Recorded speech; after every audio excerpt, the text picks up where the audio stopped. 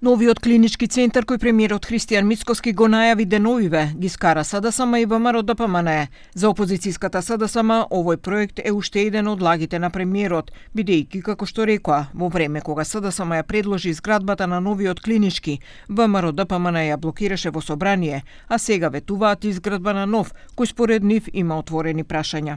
Локацијата што ја најавува е целосно несоодветна за изградба на толку голем и комплексен здравствен објект.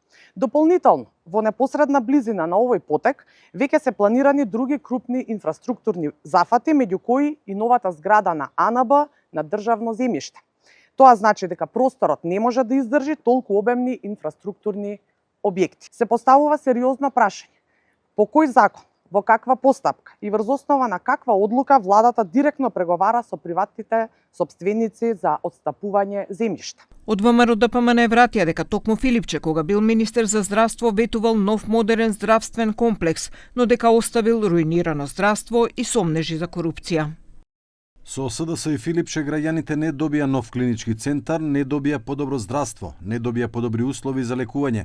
За новиот клинички центар се разгледува локација кај базенот Борој Страјковски, кој заедно со 8 септември и поликлиниката Букурешт би бил еден целосен комплекс. Таа локација е на 2 булевари, пристап до газ и блиску до обиколницата. Премиерот Мицкоски деновиве најави дека се планира изградба на нов клинички центар кај спортскиот центар Борој Страјковски и дека доколку се оди како што треба, изградбата би почнала идната година. Сепак тој откри дека проблем представува тоа што локацијата каде се предвидува изградбата е приватен имот, но дека се во фаза на преговори со сопственикот.